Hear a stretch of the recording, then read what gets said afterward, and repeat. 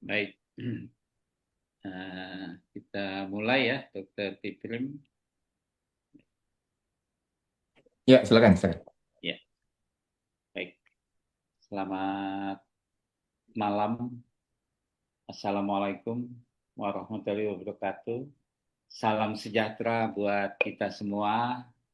Malam ini Kang Hadi Konsien mengudara kembali, di mana nanti temanya adalah uh,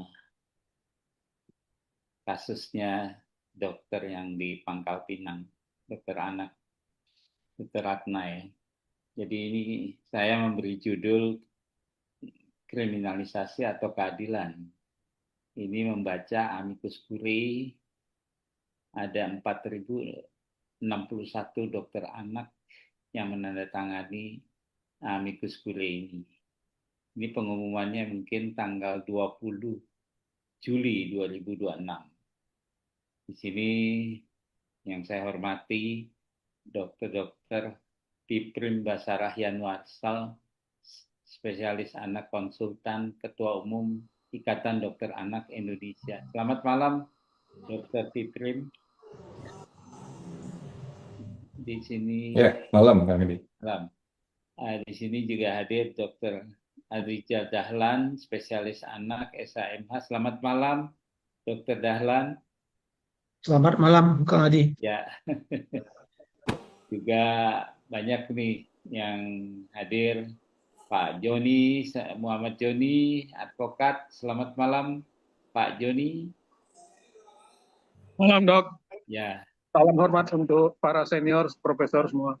ya, terima kasih sudah bergabung ya, Pak Muhammad Joni.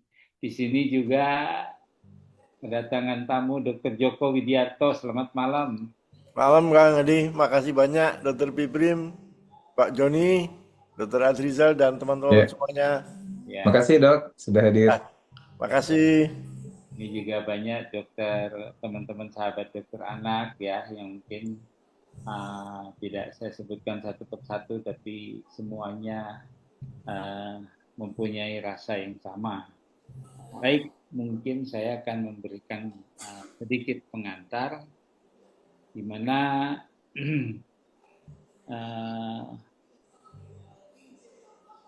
di podcast Kang Hadi Konsien ini kita udah berulang-ulang ini, di mana ada teman sejawat kita terkena dan tersandung masalah hukum.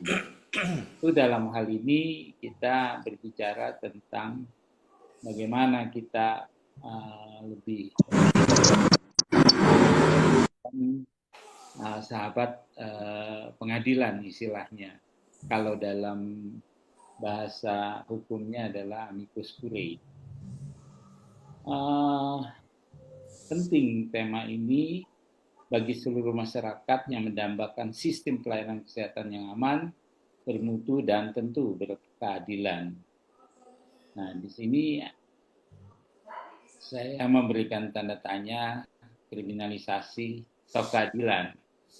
Nah, nanti mungkin saya akan tayangkan isi seizin dari Dr. Piprim sebagai Ketua Umum. Nah, kasus yang melibatkan Dr. Ratna Setia Asi, spesialis anak, tentu ini sudah menjadi perhatian sangat luas. Pertanyaan mendasar muncul mengenai batas antara pertanggungjawaban hukum, kesalahan medis, resiko tindakan kedokteran, dan perlindungan terhadap tenaga medis yang menjalankan profesinya sesuai standar profesi, standar pelayanan, serta kode etik kedokteran. Nah, di tengah proses peradilan ini, IDI menghadirkan amicus curiae. Ya, tentu dalam ini merupakan wujud partisipasi konstitusional masyarakat profesi di dalam memberikan pandangan ilmiah, pengalaman klinis, serta perspektif etik yang relevan dengan perkara yang sedang diperiksa. Nah, memang ini ada di dalam tradisi hukum modern pun ada, bahwa ini tujuannya adalah implikasinya luas terhadap kepentingan publik, ya, bukan hanya Dr. Ratna yang dipertaruhkan, tetapi ini banyak dokter. Nah, akhirnya nanti menjadi sebuah jurisprudensi. Padahal kita masih bisa meluruskan permasalahan ini, ya. Nah, ini memang sesuatu kejadian itu tidak bisa terhindarkan, tetapi kalau dirunut dalam satu perspektif ilmu pengetahuan dan situasi kondisi, pasti sesuatunya itu menjadi pegangan kita di dalam berpraktek, ya. Jadi itu yang disebut dengan penilaian yang harus dihormati, yang profesional judgment. Nah, ini kita lakukan ini untuk para majelis hakim. Nah, baik, melalui podcast ini tidak bermaksud mempengaruhi independensi hakim ataupun mendahului putusan pengadilan. Justru sebaliknya, kita ingin menghadirkan ruang diskusi yang berbasis ilmu pengetahuan, etika profesi, dan prinsip negara hukum, sehingga masyarakat memperoleh pemahaman yang lebih utuh mengenai arti penting amicus curiae. Ini disiarkan secara langsung, nanti juga bisa ditonton di channelnya Kang Hadi Conscience. Baik, mari kita menelaah bersama persoalan ini secara jernih, objektif, dan tentu bertanggung jawab. Salam hati nurani. Baik, untuk selanjutnya saya serahkan kepada Dr. Piprim. Saya izin untuk share, ya, dalam ruangan ini. Nah, sudah terlihat ya, Dr. Piprim? Ya, sudah. Oke, terbaca ya. Baik, waktu dan tepat mungkin Dr. Piprim bisa menjelaskan, nanti dibantu dengan Dr. Dahlan dan lain-lain untuk ada yang kurang dalam hal penyampaian ini. Silakan Dr. Piprim. Baik. Terima kasih Kang Hadi. Assalamualaikum warahmatullahi wabarakatuh. Waalaikumsalam. Yang saya hormati para senior, guru besar, juga teman-teman anggota IDAI maupun dari pengurus IDI. Di sini juga ada Dr. Joko, ya, Ketua MKEK. Pertama-tama terima kasih atas kesempatan yang diberikan untuk membahas topik amicus curiae yang dikeluarkan oleh IDAI, ya, beberapa waktu yang lalu. Kami juga sudah mengadakan siaran pers, dan juga saya juga merekam video, ya, tadi ditayangkan. Di dasarnya adalah keprihatinan kita bersama, ya, terhadap kriminalisasi salah satu sejawat kita, Dr. Ratna Setia Asih, dari cabang Bangka Belitung, ya. Nah, tadi sudah ada keputusan MDP, ya. Ini pun keputusan yang cukup aneh, ya. Dari sekian dokter yang teradu, yang lainnya tidak ada pelanggaran disiplin profesi, kecuali Dr. Ratna aja melanggar disiplin profesi karena tidak hadir visit, dan sanksinya peringatan tertulis. Setahu saya kalau sanksi itu kan ada levelnya, ya, teguran lisan, kedua peringatan tertulis, baru kemudian nanti ada pencabutan STR sementara, dan seterusnya, ya. Ini kan yang lucu, sanksi disiplinnya cuma peringatan tertulis, tapi lari ke ranah pidana. Karena memang dari awal kasus ini sudah aneh, ya. Belum ada hasil sidang disiplin profesi, sudah ada rekomendasi untuk diperiksa, ya. Diperiksanya langsung ke urusan pidana, ya. Nah, tadi Kang Hadi sudah sampaikan, mungkin bisa naik ke atas, ya. Jadi alhamdulillah sebenarnya sudah lebih dari 4061, ya. Ini waktu dibuat itu 4061, sekarang udah nambah-nambah terus. Saya belum hitung lagi berapa terakhir, ya. Mungkin kalau ada Dokter Hikari bisa disampaikan nih berapa jumlah posisi terakhir ya, tapi lebih dari 4 inilah. Eh, jadi ini didorong oleh panggilan moral dan keilmuan para anggota IDAI ya, sebagai sahabat pengadilan ya, yang kita ingin mengetuk para hakim lah, agar supaya eh, tidak terjadi vonis yang eh, emang bertentangan dengan eh, yang seharusnya ya. Terus berikutnya, ya, pertama mungkin eh, problem di kondisi klinis pada pasien yang wafat ini ya, Aldo Ramdhani. Ini sebelumnya memang sudah berobat ke banyak dokter ya, sebelum datang ke rumah sakit itu. Dan ada komorbid yang sangat signifikan, yaitu total AV block atau eh, blok AV derajat tinggi ya, derajat tertinggi ya. Dan total AV block ini memang bisa memicu henti jantung sewaktu-waktu ya, secara mendadak ya. Dan Dokter Ratna berdasarkan diskusi ya dengan tim pakar kami ya, ada Dokter Rizky Ardiansyah yang dari UKK kardiologi ya. Beliau secara kompetensi keilmuan sebagai dokter anak, general pediatrician, apa yang beliau lakukan sudah sesuai dengan standar kompetensi sebagai seorang dokter anak ya. Tata laksana awal kemudian merujuk ke SPJP ya.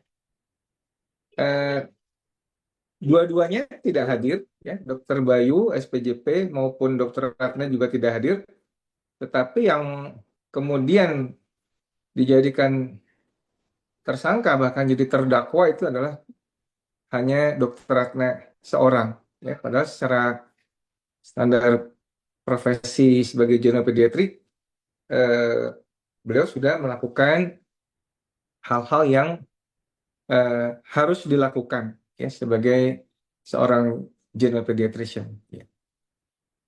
Kemudian poin kedua yang disoroti di amicus curiae ini juga adalah ketiadaan autopsi ya. Jadi tidak ada bukti kausalitas. Saya masih ingat betul waktu kasus gagal ginjal ya karena keracunan EG DEG.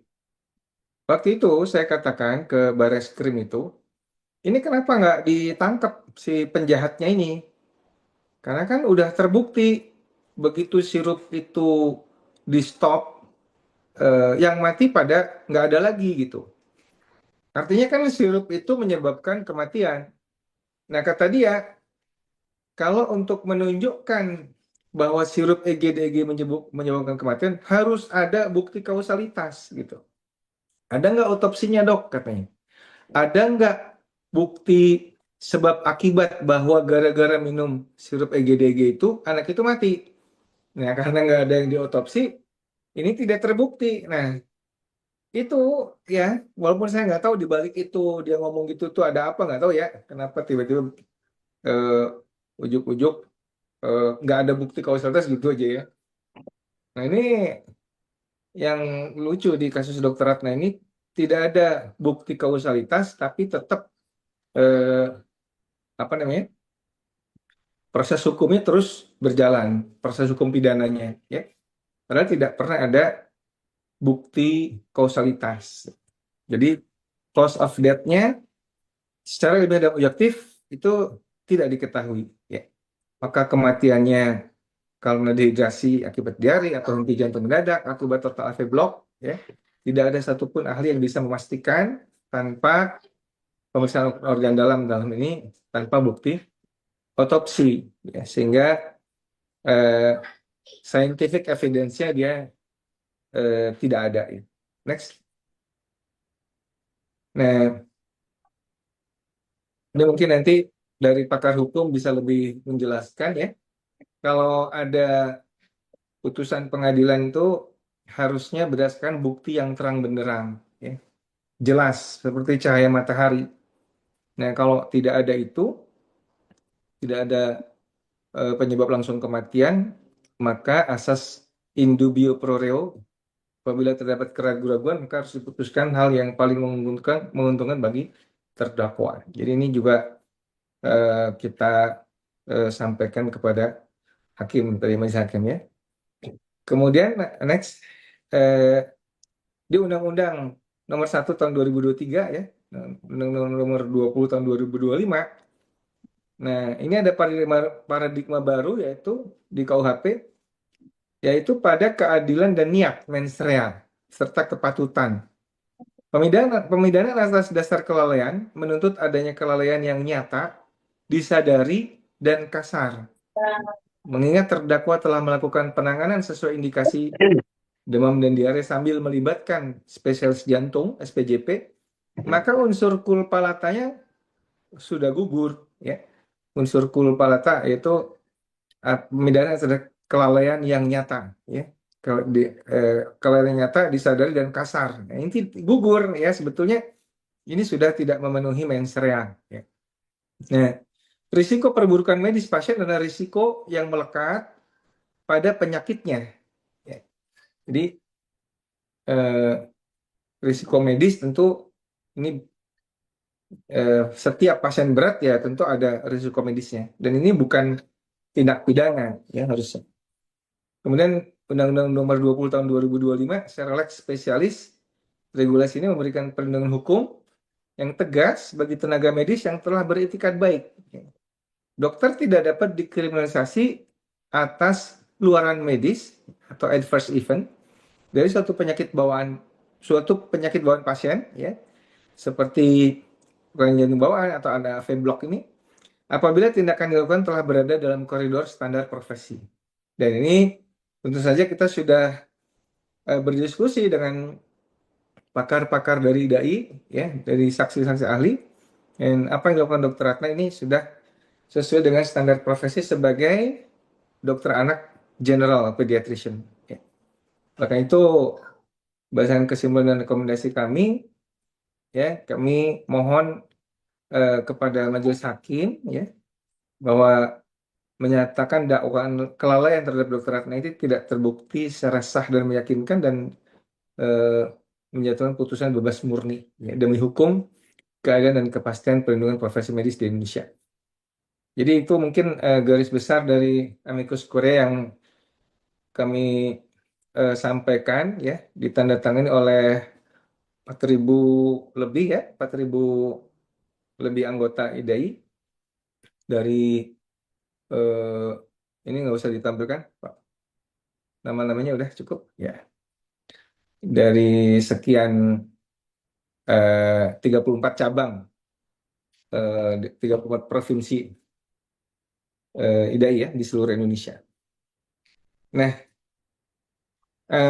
yang sangat kita khawatirkan adalah nanti akan timbul defensive medicine ya, dan juga terutama keengganan teman-teman sejawat ketika dikonsultasi lewat telepon ya, karena konsep konsultasi lewat telepon ini ternyata dianggap tidak cukup dan harus hadir ya, harus hadir. Ini sebagai pengantar ya, mungkin di sini juga ada banyak pakar-pakar hukum kedokteran yang juga mengikuti kasusnya dari awal, misalnya dari Dr. Adrizal Dahlan, Prof. Aryono nggak ada ya? Belum kayaknya ya. Mungkin saya persilakan Dr. Adrizal untuk menambahkan apa yang bisa disampaikan. Silakan, Dr. Adrizal. Baik, Dr. Fitrim. Silakan Dr. Adrizal Dahlan, spesialis anak SMA. Silakan, Dok. Assalamualaikum warahmatullahi wabarakatuh. Waalaikumsalam, Dok. Yang saya hormati Guru Besar, Senior, dan sejawat sekalian. Dan terima kasih juga Kang Adi telah memberi kesempatan saya untuk ikut diskusi. Masalah amicus curiae yang disampaikan oleh IDAI, saya nggak singgung lagi. Udah lengkap dibicarakan Dr. Piprim. Saya cuma ingin mencoba jawab tema malam ini yang dibuat oleh Kang Adi. Ini Ya, kriminalisasi atau keadilan? Nah, ini pertanyaan. Kita jawab rame-rame selama sekarang. Kang Adi, ya, kalau kita lihat konsep mutlak hukum pidana, seperti yang tadi diterangkan oleh Dr. Piprim waktu minggu amicus curiae, konsep mutlak hukum pidana itu ada hubungan kausalitas. Kalau ada kelalaian yang dituduhkan, yang disangkakan, kemudian ada akibat, kelalaiannya dibuktikan dulu. Benar nggak tuh kelalaian? Kalau udah terbukti benar, benar nggak ada hubungan kausalitas, baru bisa dikatakan itu pidana. Baru kalau itu diusut jadi keadilan ya. Kalau itu nggak ada, masuk satu kriteria kriminalisasi Kang Adi. ya, Kemudian kontrak medis, sama-sama semua kita udah tahu dokter itu nggak ada kontrak hasil, cuman kewajiban berusaha, spanning berbin tenis. Tambah lagi. Jadi kalau misalnya pada pasien dokter Ratna ada yang meninggal, misalnya kita nggak tahu apa penyebabnya, bukan karena kesalahan dokter Ratna, nggak bisa, karena tidak dibuktikan. Lalu juga tadi terpiprim dan nyatakan tentang culpa lata, mengadili risiko medis sebagai tindak pidana atau kriminalisasi. Tapi katanya saringan emas tadi ya. bahwa suatu kejadian itu dikatakan kriminalisasi atau suatu keadilan, katanya saringannya itu ultimum remedium. Ya, Sebelum masuk ke ranah pidana, harus lengkap usaha upaya lain dulu, baru ke pidana. Ini persidangan etikanya belum ada, persidangan menyatakan bahwa dia melanggar disiplin belum ada, tahu-tahu kemudian belum ada upaya mediasi, belum ada restoratif justice dilakukan, tahu-tahu udah dipidana. Maka cocok Kang Adi kalau malam ini kita katakan bahwa ini kriminalisasi, alasannya itu tadi. ya, Ya, bukan mencari keadilan kelihatannya. Kemudian yang amicus curiae tapi yang bukan dibuat oleh dokter anak. Tadi udah diterangkan. Amicus curiae ini ternyata dalam literatur dikatakan kompas moral dan ilmiah, petunjuk bagi hakim untuk moral dan petunjuk bagi hakim membuat keputusan yang ilmiah. Ya, itu kita harapkan. Kalau di Indonesia, kita rasanya sebagian besar kita belum lupa kasus Barada, kasus Yosua dulu, tentang kasus Barada yang dituduh membunuh Yosua, dituntut 12 tahun, kemudian masuklah amicus curiae waktu itu oleh para akademisi menyatakan bahwa di situ satu, Barada itu adalah kolaboratif justice, mau kerjasama membuka kenyataan yang apa ada. Tanpa dia mau kerjasama, mungkin kita nggak tahu apa yang terjadi sebenarnya. Yang kedua, ada aspek superioritas yang kuat yang menekan dia. Itu di dalam amicus curiae-nya waktu itu. Dengan itu, tuntutan 12 tahun diputuskan 1 tahun 6 bulan. Sekarang rasanya udah bebas dia. Ya, itu peranan dari amicus curiae pada kasus yang termasuk viral juga waktu itu. Kasus kedua pada tahun 2021 ada dugaan pencemaran nama baik, kasus Stella Monica, itu melanggar undang-undang ITE. Waktu itu masuk amicus curiae. Dengan masuknya amicus curiae, kasusnya bebas murni. Stella Monica jadinya bebas murni. Peranan dari amicus curiae. Memang amicus curiae itu belum banyak, belum lazim. Cuman amicus curiae itu lebih banyak dipakai pada persidangan-persidangan yang bersifat profesi. Persidangan medis, persidangan yang menyangkut wartawan, ya, kemudian kasus kebebasan berpendapat ITE, kasus lingkungan hidup dan HAM.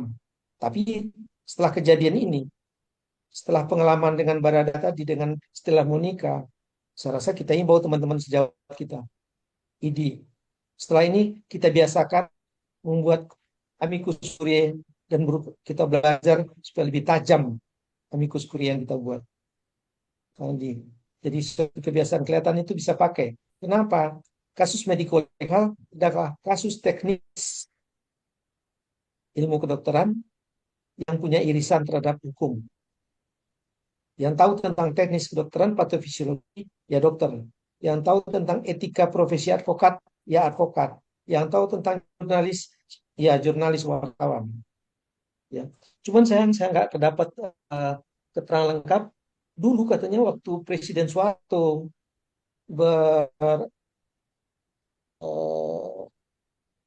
kasus dengan wartawan dari Times juga memakai amicus curiae.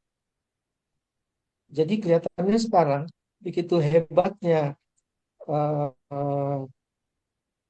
arahan tuntutan ke arah pihak medis, kita latihlah diri kita untuk lebih tajam membuat amicus curiae. Apalagi sekarang tuntutannya sejak ada kasus Dr. Ratna, Kang Adi, Ya. itu gugatan terhadap dokter bertambah. Dari kasus di Aceh, gugatan imaterialnya 5,4 miliar.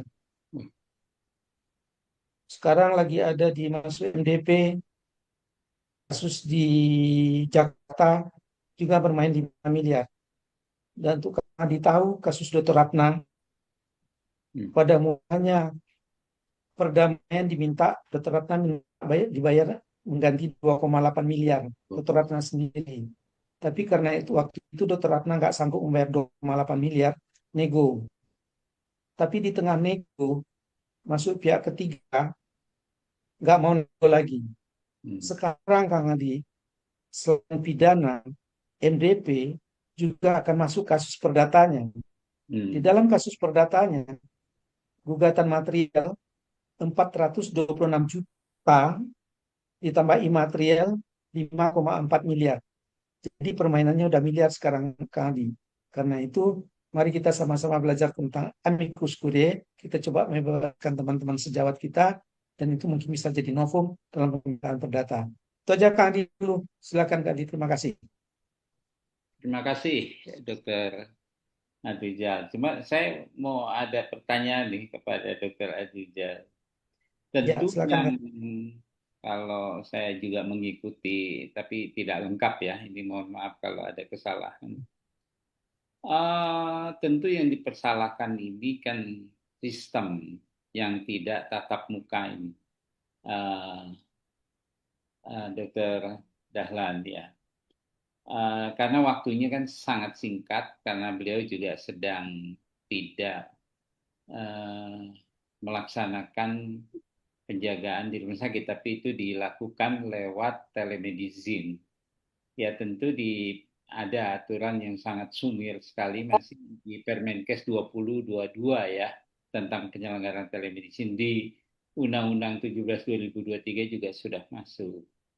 Nah, kalau saya mencontohkan, apakah kewajiban Dr. Ratna sebagai dokter anak, kalau secara teknis tadi sudah mumpuni pengetahuannya, walaupun dia dokter anak yang general, tapi itu juga karena kasusnya AP Block yang sangat tingkat tinggi ya, itu makanya beliau juga menyarankan ke dokter jantung. Nah, saya contohkan begini, kalau ada orang yang menelpon, ya terus ada penipuan, tentu yang disalahkan itu adalah orangnya yang punya niat nipu, kalau alatnya kan tidak.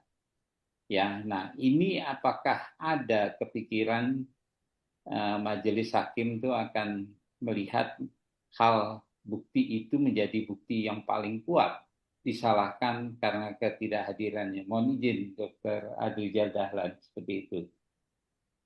Ini Kang Adi, ketidakhadiran itu Ya.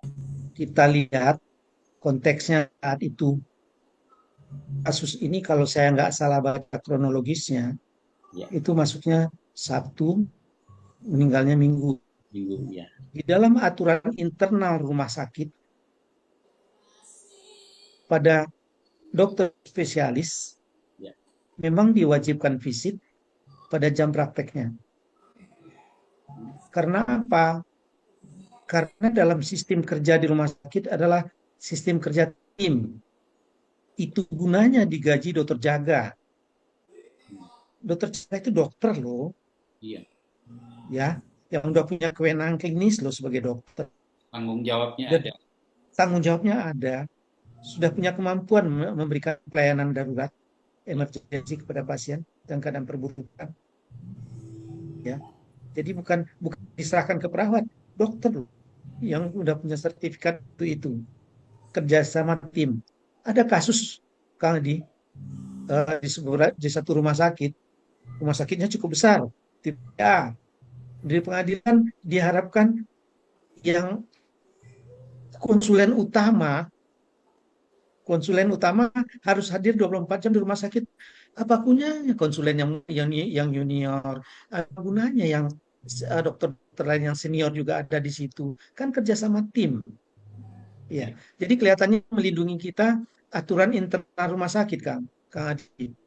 Jadi kita ingatkan teman-teman kita, tolong direview lagi, dilihat lagi aturan internal rumah sakit kapan kita harus hadir 24 jam.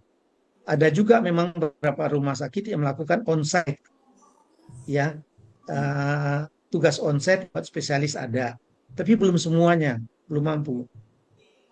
Kemudian juga di dalam persidangannya tidak terlihat, Kang Adi, bahwa pada saat Sabtu Minggu itu, Dr. Ratna itu sakit dan ada 2 saksi yang bisa meyakinkan bahwa dia itu lagi sakit, lagi tidak sehat untuk itu.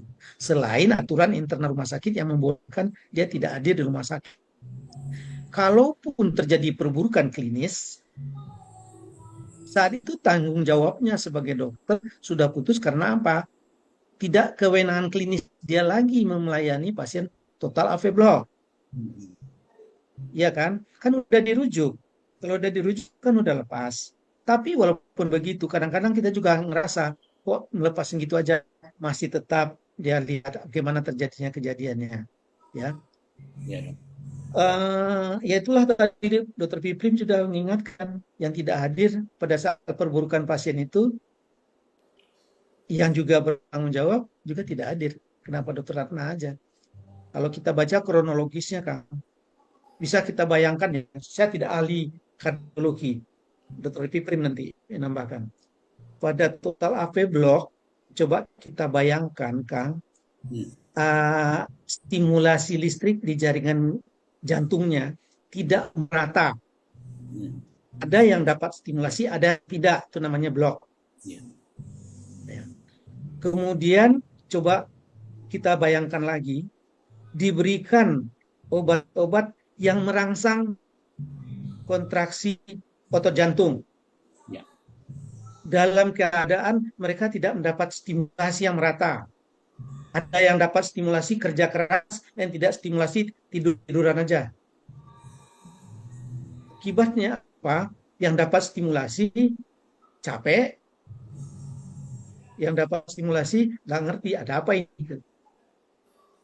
Sehingga pada saat akhirnya di kronologis yang dibacakan pada sidang MDP terhadap pengaduan, bahwa pada saat dirawat di PICU, pasiennya heart rate-nya memang naik, Kang, tapi gelisah. Itu jadi perhatian, gelisahnya nggak jadi perhatian. Ordernya apa? Lanjutkan pengobatan. Saya nggak ngerti itu. Nanti mungkin Dr. Piprim lebih tahu, atau Dr. Rizky yang menerangkan itu.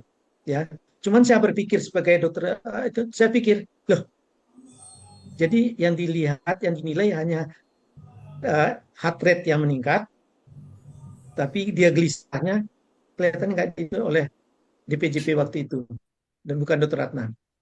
Itu aja Kang Andi, jawabannya Kang Andi. Baik, Dr. Rizal ya. Mungkin Dr. Rizky bisa menambahkan sebelum nanti Pak Joko, Pak Muhammad Joni ini pengetahuan dahulu ya. Kita nanti bisa melihat dari Dr. Rizky masih di jalan ya, sorry. Ya, Kang Hadi. Silakan. Selamat malam Dr. Rizky, pendapatnya. buat para senior, para guru-guru saya, para sejawat sekalian. Saya ini sekarang lagi sedang perjalanan menuju Samosir. Lagi kita mencoba memfinalisasi kegiatan IDAI secara nasional, Hari Anak Nasional yang kita rencananya selenggarakan minggu depan. Terima kasih. Pertama, saya mungkin juga tidak menjelaskan lagi apa yang disampaikan oleh Dr. Piprim maupun Dr. Adrizal.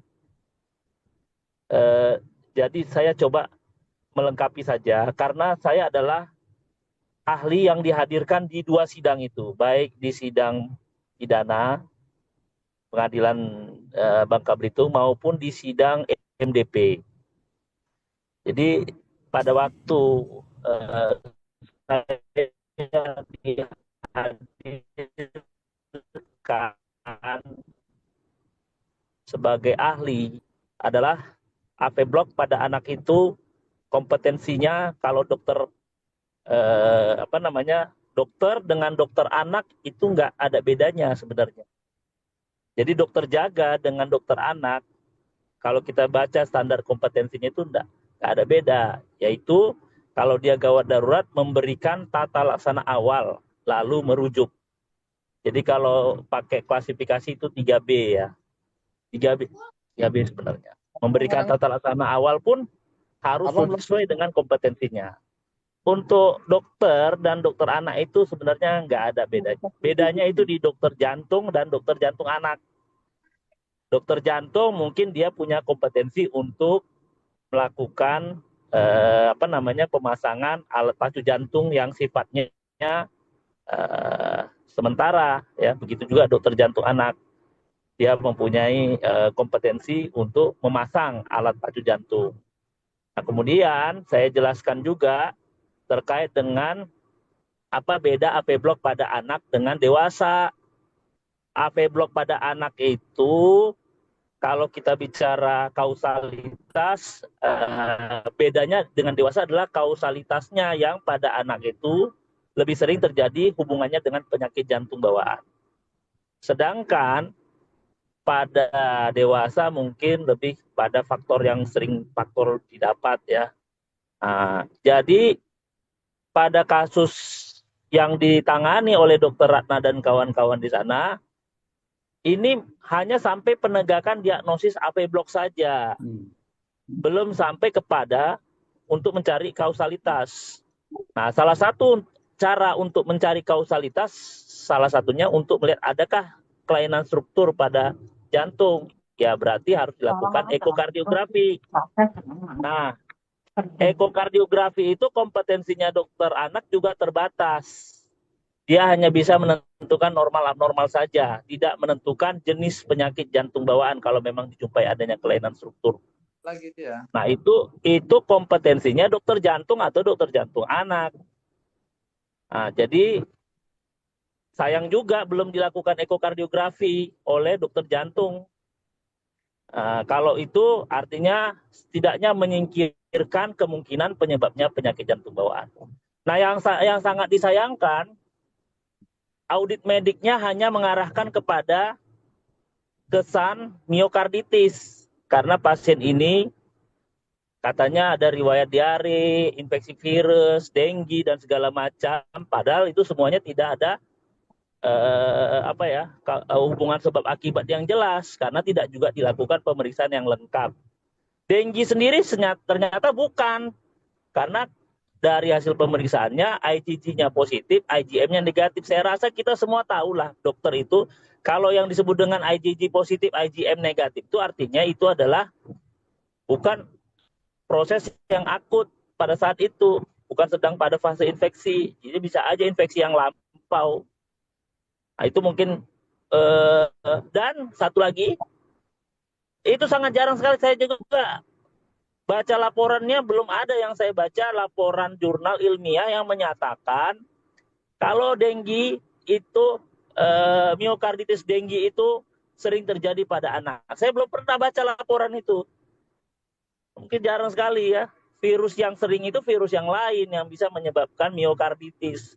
Dan itu pun sebaiknya harus ada pemeriksaan biomarker seperti enzim jantung dicek. Nah, pada kasus ini juga belum dilakukan pemeriksaan ke sana.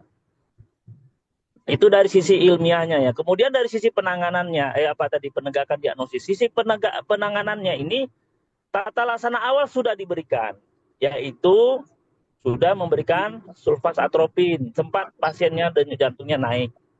Kemudian sempat masuk obat-obat inotropik oleh dokter jantung. Itu pun lewat telemedicine juga, artinya telekonsultasi. Dokter jantungnya tidak hadir, dia memberikan advis obat-obat inotropik di ICU. Jadi dia juga memberikan terapinya itu atau tata laksananya itu lewat telepon.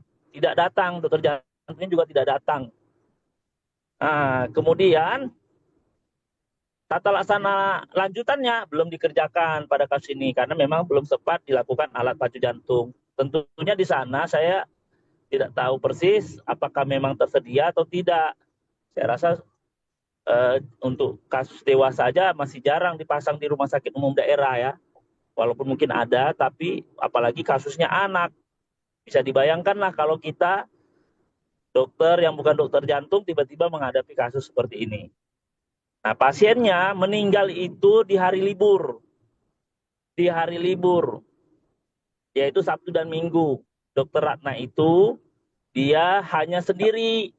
Karena yang satu dokter anaknya lagi cuti. Dan sebenarnya ini yang saya kepingin itu diungkapkan benar ya. Tapi waktu itu nggak tahu saya terjadi pro dan kontra, tidak terlalu ingin diungkap. Bahwa sebenarnya dokter Ratna itu pada saat itu Sabtu Minggu itu dia terserang vertigo atau infeksi virus batuk pilek ya. Sehingga dia tidak bisa hadir pada waktu itu juga. Cuma yang ini yang nggak betul-betul dielaborasi karena memang nanti takutnya dikejar urusan surat keterangan sakit lah, apalah gitu ya. Jadinya terlalu berbelit-belit, saya nggak tahu lah waktu itu. Tapi yang jelas secara keterangan saya jelaskan seperti itu. Nah, di balik cerita masalah jantung ini, saya sempat berdebat dengan hakim dan jaksa waktu saya dihadirkan sebagai ahli. Jaksa itu sempat mengejar saya terkait dengan apakah dokter, jadinya kalau begitu dokter itu tidak bisa dipidana. Saya bilang bukan begitu, saya bukan. Jika dokter tidak melakukan tindakan sesuai dengan boleh dipidana, tapi dengan prosedur yang benar dulu. Saya sempat berdebat begitulah sama jaksanya, karena jaksanya sepertinya ingin mencari celah di mana saya yang memang tidak tahu ya. Tapi saya alhamdulillah waktu itu bisa saya bisa saya jawab. Perdebatan selanjutnya dengan hakim, salah seorang hakim. Nah, ini juga yang nggak apa-apa ya, saya ungkapkan begini nih. Pada waktu itu saya bilang profesi kedokteran ini berbeda karena berhubungan dengan nyawa manusia. Hakimnya tidak sependapat. Kita semua profesi ini ada indikator keberhasilannya, dia bilang. Dokter kan ada kan indikator keberhasilannya berapa yang harus ini? Ada. Kita memang sering ada namanya kalau kita di komite medik itu evaluasi OPPE, saya bilang, ongoing professional evaluation. Tapi itu sifatnya hanya evaluasi yang memang untuk peningkatan kinerja. Nah, lalu hakimnya bilang gitu, ya sama kami juga begitu para hakim katanya. Hakim juga ditarget berapa persen kasus yang dinyatakan bersalah, berapa persen vonisnya yang dinyatakan bersalah. Lah, saya mendengarkan seperti itu langsung lemas saya, hakimnya ngomong begitu. Artinya hakim itu dianggap sukses seolah-olah kalau dia bisa menyatakan bersalah gitu ya. Artinya bisa memvonis bersalah. Kalau seperti itu dalam pemikiran ataupun hakim ya, di mana letak keadilan? Dalam hati saya berpikir di mana letak keadilan? Kalau memang benar-benar salah kan ya oke silakan. Tapi kalau memang tidak bersalah, apa memang harus dipaksa harus dihukum? demi mengejar target bahwa hakim itu dinyatakan berhasil kalau dia bisa menyelesaikan pengadilan, berhasilnya vonis berapa persen, yang divonis tidak bersalah berapa persen, seperti itu. Katanya ada indikator kinerja hakim. Ya, saya akhirnya tidak mau berdebat terlalu panjang. Menurut saya sudah nggak cocok pemikiran hakim. Menurut saya seperti pemikiran hakim itu saya nggak cocok sama saya gitu. Itu waktu saya hadir di pengadilan. Kemudian saya hadir juga di ahli sebagai sidang MDP. Sidang MDP ini juga aneh, sangat diburu-buru. Jadi kita pun sebenarnya pada waktu awal-awal ini mengharapkan sebenarnya sidang MDP dulu lah. Artinya dipanggil lah Dr. Ratna, diberikan kesempatan lah untuk menghadirkan ahli pada awal-awal sebelum masuk pidana. Tapi itu kan tidak terjadi. Dan yang fakta yang muncul adalah ada 9 dokter, yang 9 atau 10 saya lupa ya, yang diperiksa oleh MDP, Dr. Ratna itu tidak termasuk. Tetapi di dalam surat MDP itu, rekomendasi kepolisian itu, Dr. Ratna lah yang dinyatakan boleh disidik. Yang lainnya lagi tidak boleh tidak boleh disidik. Begitu kurang lebih isi surat itu, surat MDP itu. Itulah yang menjadi akar masalah sehingga Dr. Ratna dinyatakan tersangka lalu sekarang jadi terpidana. Nah, ketika saya hadir di sidang MDP itu sangat diburu-buru. Kenapa? Saya sudah hadir dari pagi, tapi baru diperiksa sore jam 3 lewat, dan kita dikejar-kejar maskapai. Ternyata kita juga satu pesawat dengan MDP-nya, pulang naik pesawat yang sama. Mereka juga dikejar oleh takut ketinggalan pesawat. Kita juga sama gitu. Jadinya saya merasa nggak puas memberikan keterangan di MDP pada waktu itu. Saya nggak puas. Karena saya berharap ada pertanyaan-pertanyaan dari pihak pengadu yang bisa saya jawab begitu. Karena kalau di pengadilan pidana kan yang bertanya jaksa dan hakim. Saya berharap dengan sidang MDP itu dari pihak pengadu ada mengajukan pertanyaan. Tapi itu tidak bisa maksimal gitu.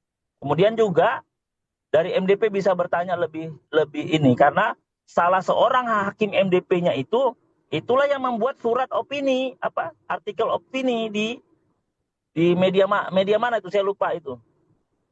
Dan itu yang ingin saya bantah sebenarnya di situ. Tapi itu tidak terjadi ya kan. Dan ujungnya kita akhirnya satu pesawat. Ya sempat ngobrol lah ada beberapa dengan hakim MDP itu. Yang itu juga saya sudah prediksi.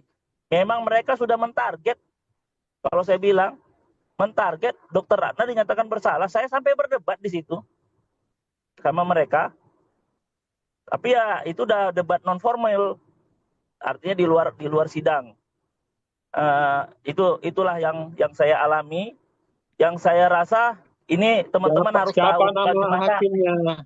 Nama MDP-nya siapa? Nanti suatu saat saya sebut, tapi mungkin belum sekarang. Saya akan sebut nanti suatu saat. Bukan satu hakim MDP. Saya berdebat dengan 2 hakim MDP yang ikut menyidang Dr. Ratna.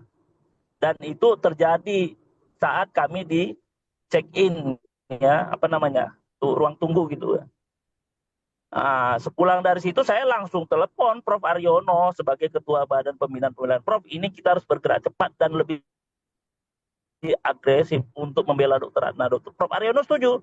Makanya pada waktu itu kita betul-betul maksimal menghadirkan ahli lagi untuk Dr. Ratna. Jadi ahlinya yang memang kita hadirkan dari IDAI itu sangat banyak. Karena kita ingin memberikan suatu, kita udah nggak mikir apakah nanti Dr. Ratna ini vonisnya seperti apa. Yang penting ada dokumentasi bahwa kita sudah memberikan keterangan yang sangat lengkap. Yang itu nanti jadi catatan sejarah, kalaupun tidak jadi catatan hukum. Tidak jadi pertimbangan hukum. Paling tidak itu jadi catatan sejarah. Bahwa IDAI sudah menghadirkan ahli dari berbagai disiplin ilmu, kita hadirkan. Gitu. Jadi sudah kita kaji secara mendalam. Bahkan saya juga ingin berharap waktu itu, bisa nggak ahli yang dari jaksa atau dari MDP dihadirkan berdua dengan saya. Saya mau tahu keterangan dia apa yang membuat Dr. Ratna ini menjadi kesakitan begitu. Tapi itu tidak terlaksana karena memang yang dihadirkan masing-masing ya. Kalau dihadirkan 2 ahli, ya boleh. Jadinya kita bisa memberikan keterangan. Hakim bisa lebih objektif nantinya untuk mendapatkan asupan. Saya rasa awalnya saya berpikir begitu, tapi itu tidak terjadi. Nah, itu yang mungkin tambahan dari saya. Saya berharap ini bola salju terus bergerak. Karena ini sudah nyata-nyata settingannya sudah jelas. Ya, kriminalisasinya sudah jelas. Jadi pertanyaan dari tema kita hari ini, saya dengan tegas menjawab bahwa ini adalah kriminalisasi. Demikian Kang Adi. Assalamualaikum warahmatullahi wabarakatuh. Waalaikumsalam. Terima kasih Dr. Rizky Adiansyah, spesialis anak. Beliau konsultannya kardiologi ya, jadi sangat paham. Kalau saya boleh bilang, secara hukum memang hakim itu wajib memutus berdasarkan fakta, alat bukti, dan juga keterangan ahli. Nah, ini yang paling penting.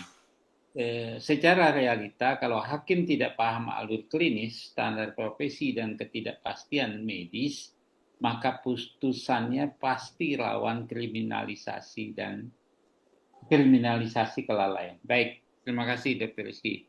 Nah, ini sebelum saya minta Prof. Dr. Aryono Endarto, spesialis anak. Silakan Prof. Aryono. Mau ditambahkan, Prof? Ya,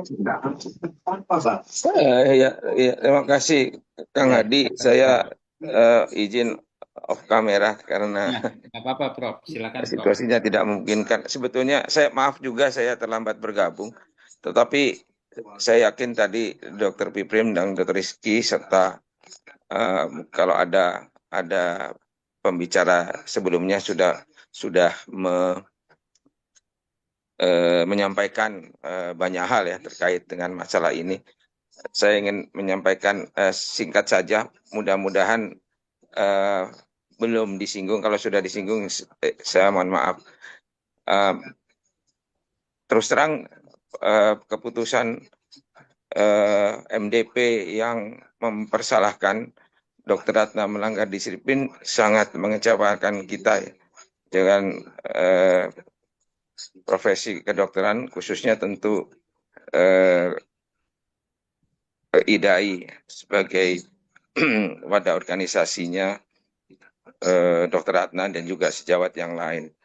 Karena kalau toh Dr. Ratna mau dipersalahkan melanggar disiplin, sebetulnya kan pertama Dr. Ratna menangani pasien ini untuk penyakit gastroenteritis dehidrasi sedang. Jadi sedang dan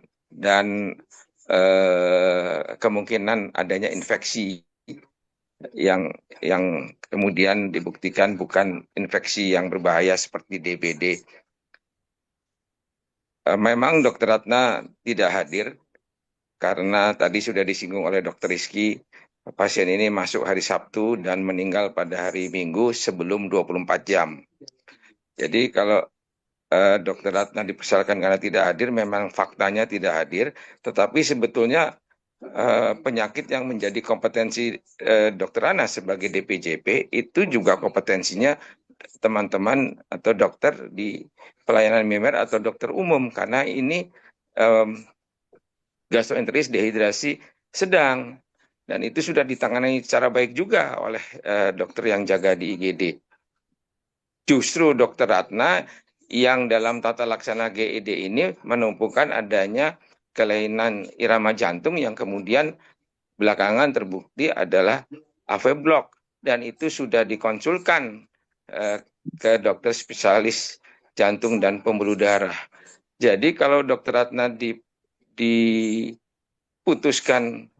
melanggar disiplin, harusnya Dr. Ratna tidak sendiri. Dan kalau Dr. Ratna dipersalahkan melanggar disiplin, sejawat spesialis yang menangani kelainan jantungnya lebih melanggar dong, harusnya seperti itu menurut saya. Karena kompetensi AV block kan bukan kompetensinya Dr. Ratna atau bukan kompetensinya dokter umum. Saya pun misalnya yang kebetulan guru besar, kalau ada AV block bukan kompetensi saya karena saya spesialisnya bukan kardiologi seperti Dr. Rizky. Jadi ini yang sangat mengecewakan kita ya, keputusan dari MDP yang tadi juga mungkin sudah disinggung oleh Dr. Rizky dan juga Dr. Piprim, kok sama sekali tidak mengindahkan keterangan saksi dan keterangan ahli. Begitu. Mungkin itu saja, Kang Hadi. Terima kasih. Terima kasih, Prof. Aryono. Tadi ada Dr. Adrizal Dahlan juga sudah memberikan pendapatnya. Baik. Di sini ada Prof. Sukman Tulus Putra, spesialis anak. Prof, selamat malam. Prof. Sukman. Oke, mungkin berikutnya. Baik, sekarang saya mau minta ke Dr. Joko Widiarto. Dr. Joko, apa yang bisa ditarik dari sisi etik? Ya. Tentu hakim yang dimaksud dengan Dr. Rizky juga ada sebagian dokter. Ya, saya lupa jumlahnya berapa ya. Nah, ini bagaimana dalam hal demikian, Dr. Joko? Mohon pendapatnya. Ya, makasih Kang. Assalamualaikum warahmatullahi wabarakatuh. Yang saya hormati para guru besar, para senior, sejawat sekalian, terutama teman-teman dari IDAI. Saya begini, saya tidak melihat dari sudut pandang klinis, tapi saya hanya menyoroti bagaimana prosedur penegakan disiplin ini dijalankan. Ya. Pertama kali saya mendapat surat putusan kopi dari MDP, itu saya berkali-kali saya ulang-ulang saya baca. Kenapa yang diperiksa 9 tapi keluarnya yang diputuskan 10 orang dan satu-satunya Dr. Adna. Tadi Dr. Rizky sudah cerita. Saya sempat komunikasi sama Dr. Rizky. Gimana nih Dr. Rizky? Terus beliau menyarankan tulis aja di Forkom itu. Makanya saya tulis di Forkom ID waktu itu. Ini adalah putusan yang paling aneh yang sepanjang yang saya tahu. Jadi kasus ini sebenarnya mengingatkan kepada saya kasusnya Dr. Stianingrum, di mana seorang dokter puskesmas yang dipersalahkan menangani kasus anaphylactic shock, disalahkan oleh pengadilan negeri, pengadilan tinggi, namun akhirnya di pengadilan MA beliau menyampaikan kasasinya dikabulkan. Ya, perkara 600 PK ini pidana tahun 83 ini sangat menarik sehingga pada saat itu saya menaruh perhatian besar bahwa ini pembelajaran bagi kita semua sebenarnya. Bagaimana MA itu menafsirkan, memaknai rasa kelalaian itu diukur dari sudut pandang mana. Maka lahirlah itu konsep-konsep standar prosedur operasi. Jadi dokter itu tidak boleh dibandingkan dengan yang punya kualifikasi lebih tinggi, dibandingkan dengan pelayanan di mana dia dalam tahap pelayanan yang sederhana, tapi dibandingkan dengan pelayanan yang lengkap dan sebagainya. Makanya 27 Juni itulah sebagai hari kesadaran hukum kedokteran yang kita putuskan di dalam muktamar di Medan. Kaitannya dengan suratnya MDP ini, selain tadi itu keanehan yang sangat cetau welo-welo kalau orang Jawa bilang, Dr. Ratna tidak pernah dilakukan pemeriksaan sesuai dengan jumlah dokter yang diperiksa. Tetapi kenapa diputuskan bersalah, melanggar disiplin?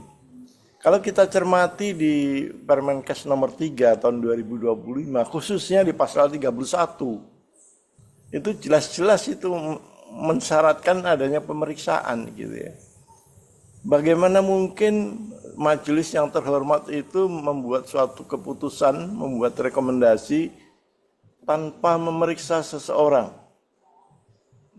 Sejak kapan ini majelis itu menjadi paranormal gitu ya, menurut saya. Karena tidak dilakukan pemeriksaan tapi bisa mengatakan dia melanggar gitu. kalau hanya berdasarkan dokumen-dokumen saja mungkin rasanya tidak tepat lah, karena di situ diamanahkan harus ada pemeriksaan di pasal 31 itu. Jadi itu yang menjadi perhatian saya waktu itu, dan saya juga komunikasi dengan Dr. Rizky di awal itu. Kalau seandainya ini ditangani dengan benar, saya kira akan lebih fair gitu. Dari awal dilakukan pemeriksaan, kaidah-kaidah menunjukkan adanya kelalaian itu kan tadi Dr. Adriza juga sudah mengatakan ada mens reanya, ada niat, sikap batin niatnya dan sebagainya. Dr. Ratna kan tidak diberi kesempatan untuk menjelaskan ini lebih dulu. Baru saya dengar belakangan baru mau disidang gitu ya. Jadi ini memang kalau kita lihat undang-undang ini juga aneh juga ya. Dalam hal memberikan rekomendasi diberi waktu 14 hari, tapi untuk penanganan pengaduan sampai 60 hari misalnya begitu. Logikanya mestinya kan rekomendasi itu bisa keluar kalau setelah dilakukan pemeriksaan. Ada bukti-bukti yang nyata bahwa yang bersangkutan telah melanggar ketentuan yang ada diatur dalam pasal 273 Undang-Undang 17 ya. Sebaliknya 274 juga ya, akan mendapat perlindungan kalau dokter itu melakukan sesuai dengan standar profesi, standar pelayanan, standar prosedur operasi, kebutuhan pasien dan juga etika. Jadi ini yang sepertinya kita harus mencermati ulang. Jadi saya salut kepada teman-teman yang bergabung dalam Amicus Curiae tadi yang disampaikan oleh Dr. Adriza. Mungkin itu yang sedikit ingin saya sampaikan, Kang.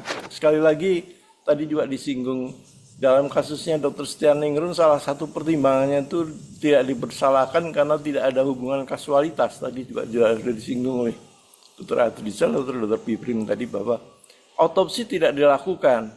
Kasusnya Dr. Setianingrum demikian juga. Jadi kalau nggak ada hubungan kasualitas, ya nggak bisa langsung dikatakan itu berhubungan gitu. Terima kasih ya. Mohon maaf kalau ada yang kurang berkenan. Ya. Assalamualaikum warahmatullahi wabarakatuh. Waalaikumsalam. Saya berharap juga pertimbangan hakim ya, dan mungkin dari ini sudah ada ahli forensik guru besar kita yang hadir di sana, ya memang otopsi ya merupakan sesuatu yang sangat hakiki buat kita semua ya. Dan ini hakim harus mendengar itu semua. Baik. Satu lagi Kang, mohon maaf Rawat. Monggo, Dr. Piprim, saya sekarang sudah tidak menjadi ketua MKEK lagi. Saya tahu diri, jadi saya mengundurkan diri untuk tidak maju di yang berikutnya. Terima kasih. Ya, baik. Maaf Dok. Nggak apa-apa, Dr. Piprim. Iya. Baik. Pak Muhammad Joni, selamat malam. Pak Muhammad Joni. Oke. Malam, Dok. Ya, malam. Saya ingin meminta pandangan dari orang yang memang betul mendalami dari sisi beracara, ya, hukum murni lah, boleh dibilang dalam kasus ini. Monggo, Dokter Mama, kok jadi dokter ya? Memang dokter sih ya.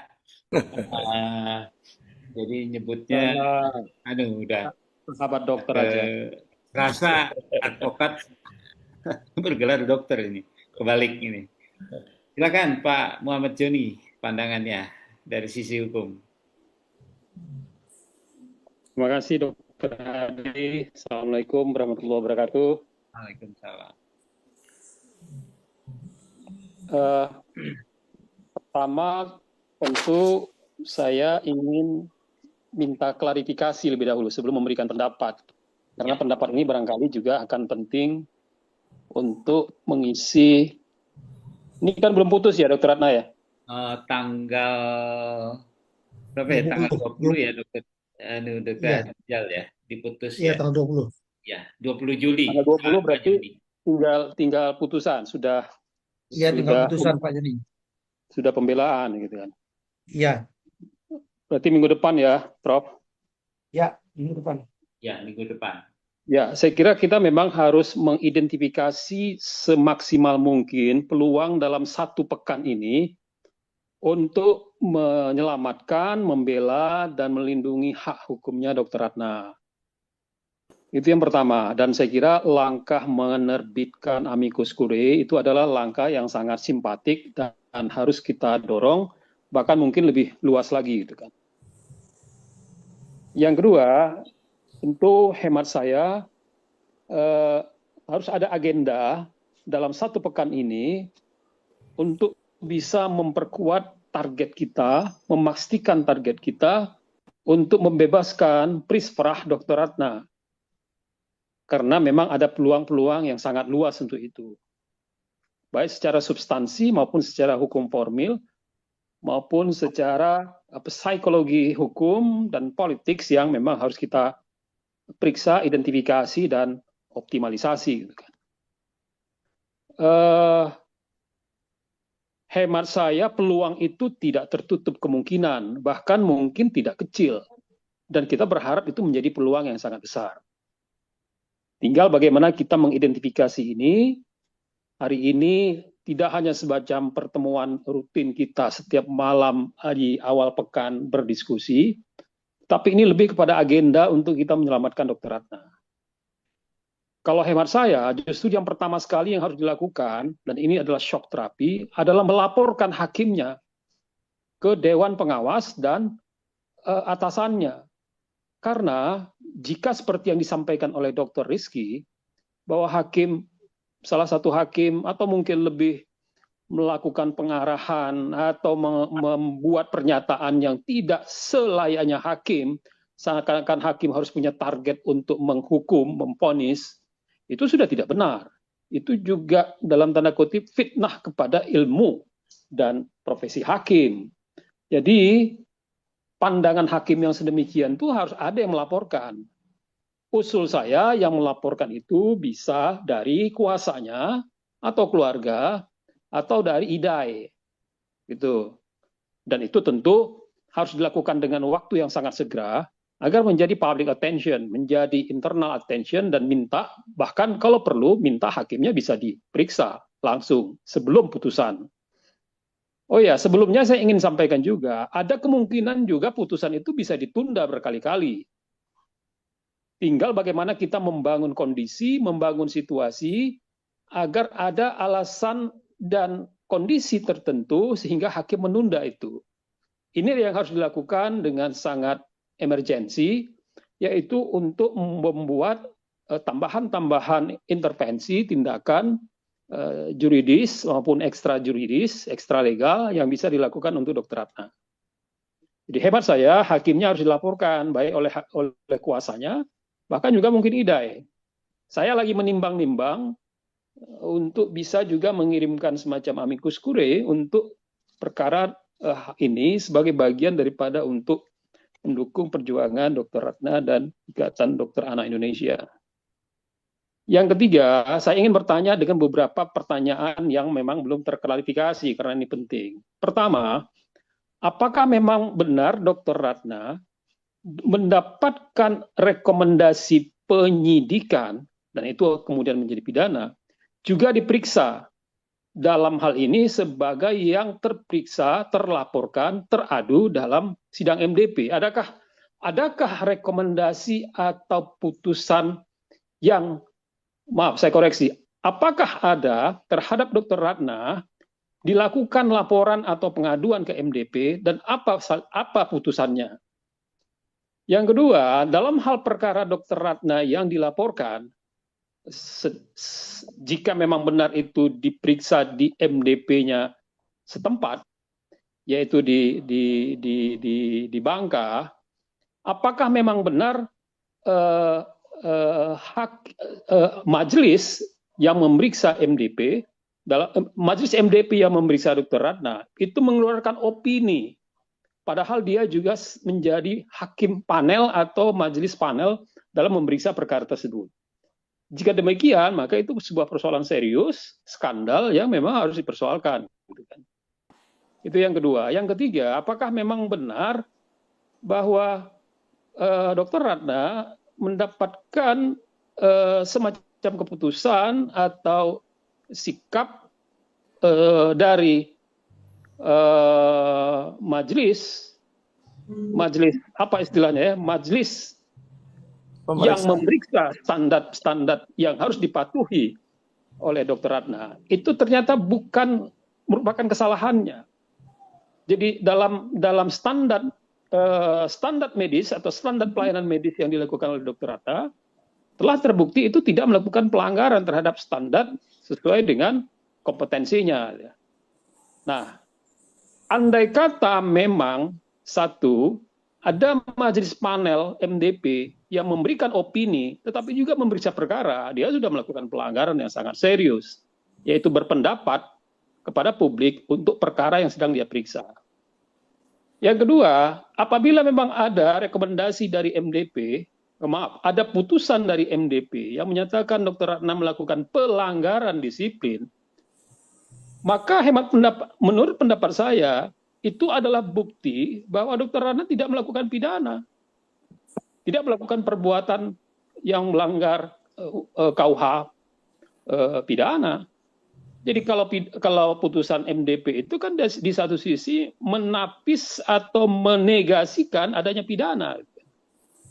Itu yang kedua. Dan yang ketiga, jika ada memang rekomendasi, jika memang ada keputusan dari panel ahli yang dikeluarkan oleh Ikatan Dokter Anak Indonesia yang menyatakan bahwa Dr. Ratna sudah melaksanakan tindakannya, perbuatannya sesuai dengan standar kompetensinya dan tata laksana yang harus diikuti, yang harus dilakukan oleh Dr. Ratna, karena memang dia adalah spesialis anak, bukan spesialis jantung anak dan bukan SPJP, maka hemat saya itu adalah bukti yang paling efektif bahwa Dr. Ratna itu tidak melakukan pelanggaran terhadap disiplin, pelanggaran terhadap kompetensinya. Dan begitu banyak jurisprudensi terkait dengan pidana medis, dalam hal apabila seorang dokter, tenaga medis sudah melakukan tindakan dan pelayanannya sesuai dengan kompetensinya, sesuai dengan standarnya, maka jurisprudensi tetap Indonesia berpendapat bahwa dia tidak melakukan perbuatan pidana dan bebas murni. Itu yang terjadi pada dokter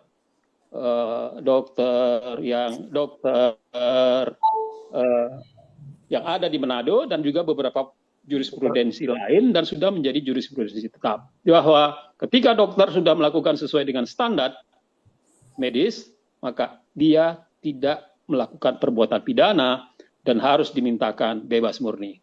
Saya kira itu pendapat saya, dan pendapat ini tentunya harus diuji lagi, dan ketika kita sudah mendapatkan jawaban atas klarifikasi tadi, hemat saya Dr. Hadi, Dr. Rizky, Dr. Piprim, 2-3 hari ini kita harus buat surat lagi untuk membuat pernyataan bahwa tidak ada pelanggaran yang dilakukan oleh Dr. Ratna. Terima kasih. Assalamualaikum. Ada Dr. Ratna loh, Dr. Adi. Dr. Ratna ada ya? Ada tuh. Semangat Dr. Ratna. Malam Dr. Ratna mana nih? Gimana Dr. Ratna mau kasih ada ya Dr. Ratna? Iya, Kalau iya, ada Dr. Ratna iya. nggak? Itu tadi juga Dr. Ratna udah jalan nggak ke PT UN sama Perdata itu ya? Ada Iya, beliau ada tuh. Nah, sebentar. Saya nggak tahu kalau memang ada. Tampilkan Semangat dok. Malam Dr. Ratna. ya, selamat malam Kang Hadi. Maaf saya tadi masuk sudah di akhir-akhir karena baru Ya, maaf, dapat saya nggak linknya. kelihatan ya. Maaf saya off cam ya Kang Hadi. Ya, nggak apa-apa. Silakan Dr. Ratna. Ya, terima kasih semua perhatian, semua usaha Dr. Piprim dan tim betul-betul semua concern dengan kasus saya, dan mudah-mudahan memang banyak kejanggalan-kejanggalan yang terjadi di yang saya alami ya, sehingga memang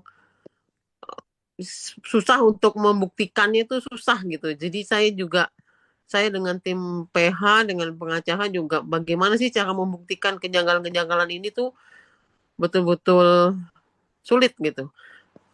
Untuk rekomendasi MDP yang pertama saja itu kami minta aja tidak diberikan. tidak Waduh, diberikan oleh MDP. Kami bersurat, sudah 2 kali bersurat dari tim pengacara dan tim ID Pangkal Pinang, tim ID Babel sudah meminta juga tidak diberikan. Kami baru mendapatkan itu setelah menjadi barang bukti, jadi alat bukti di pengadilan. Sehingga dari situlah kami baru tahu bahwa bentuk rekomendasi MDP yang pertama seperti itu. Nah, di situ baru kita tahu bahwa ternyata memang janggal di depan 9 dokter yang direkomendasikan kok saya gitu ya di akhir. Nah, itu dari situ memang akhirnya tim pengacara dengan di pledoi juga sudah pembelaan sudah memasukkan juga untuk MDP segala macam itu sudah dimasukkan ya Kang Hadi dan teman-teman semuanya. Dan memang tadi akhirnya dengan kejanggalan tersebut MDP melakukan sidang kedua gitu ya, melakukan sidang kedua yang memang akhirnya menghadirkan saksi ahli yang Dr. Rizky tadi sudah sampaikan, dan itu baru putusan tadi hari ini baru dibacakan putusan dari MDP, dibuka untuk umum dan tapi kami memang belum diberikan salinannya atau surat putusannya, belum diberikan soft file-nya maupun hard copy-nya gitu. Jadi saya juga tadi meminta tapi belum direspon untuk salinan putusan tersebut, karena kan biar dianalisa kembali, karena memang aneh juga putusannya kok seperti itu gitu. Karena yang jadi putusan putusannya tuh terhadu satu itu saya tuh terbukti melakukan pelanggaran disiplin untuk poin yang tidak hadir, tidak datang memeriksa pasien. Karena kan itu pengaduannya banyak, poin-poinnya banyak. Nah, poinnya banyak. Nah, yang menjadikan pelanggaran itu adalah yang poin saya tidak datang di hari Minggu gitu. Nah, kemudian untuk poin yang lain terbukti tidak melakukan pelanggaran disiplin gitu. Jadi